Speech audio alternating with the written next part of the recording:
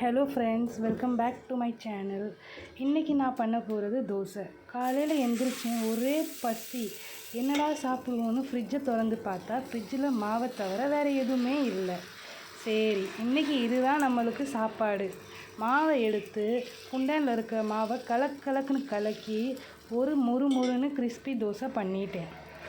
அதுக்கு மேலே வெங்காயம், பச்சை மிளகாய் தூவி லைட்டாக உத்தப்பம் டேஸ்ட் கொடுக்குறக்காண்டி வெங்காயம் உத்தப்பம் வரைக்கும் போட்டுட்டேன்.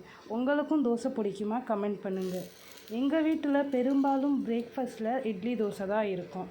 எங்கள் வீட்டில் தோசைனாவே எல்லாருக்கும் ரொம்ப பிடிக்கும். உங்களுக்கும் தோசை பிடிக்குமா?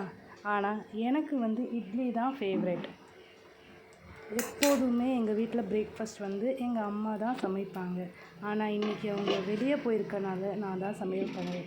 ஸோ காலையிலேருந்து சாயந்தரம் இன்றைக்கி வீட்டில் என்ன வேலை இருக்குமோ எல்லாமே நான் தான் பார்க்க போகிறேன். பேசிக்கிட்டே இருந்தோம், பாருங்கள் நம்ம தோசை ரெடி ஆகிருச்சு. ஸோ இப்போ நம்ம தோசை எடுக்கலாம். தோசை கரண்டியை விட்டு அப்படியே இதை திருப்பி ஃபோல்டு பண்ணி நான் என் பிளேட்டில் எடுத்து வச்சுக்கிட்டேன். ஸோ நெக்ஸ்ட்டு இதே மாதிரி தான் நான் இன்னொரு தோசையும் சுட போகிறேன். ஸோ இன்றைக்கி நானும் என்னோடய நாய் பட்டு எங்கள் 2 பேருக்காண்டி தான் தோசை சுடுறோம். ஸோ பாருங்கள், என்கிட்ட தோசை உங்களுக்கு பிடிச்சிருக்கா?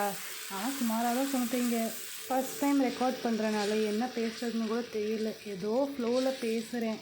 உங்களுக்கு பிடிச்சிருந்தால் லைக் பண்ணுங்கள், சேனலை சப்ஸ்கிரைப் பண்ணுங்கள். என் சேனலை பிடிச்சிருந்தால் ரொம்ப பேருக்கு ஷேர் பண்ணுங்கள். ஸோ இதே மாதிரி உங்களுக்கு ரெசிபீஸ் வீடியோஸ் இல்லை பேசுகிற வீடியோஸ் வேணும்னா கமெண்ட் பண்ணுங்கள். தேங்க்யூ.